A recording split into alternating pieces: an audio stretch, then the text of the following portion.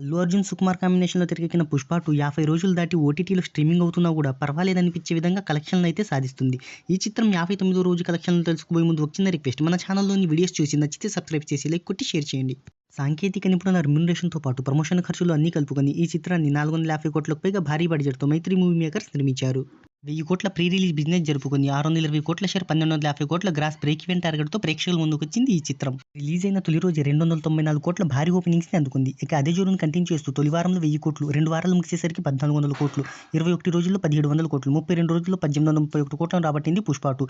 ఇప్పటి వరకు 850 కోట్లకు పైగా షేర్‌ని అందుకొని డిస్ట్రిబ్యూటర్లకు, బయ్యర్లకు 230 కోట్లకు పైగా లాభాలను తెచ్చిపెట్టింది. ఇక ఈ మూవీ 59వ రోజు కలెక్షన్ల విషయానికొస్తే 59వ రోజు ప్రపంచవ్యాప్తంగా 10 లక్షలను మాత్రమే వసూలు చేసింది. ఇక అల్లు అర్జున్ మూవీ ఓటీటీలోకి వచ్చేయడంతో 'పుష్ప 2' మరి ఎంతవరకు రాబడుతుందో చూద్దాం.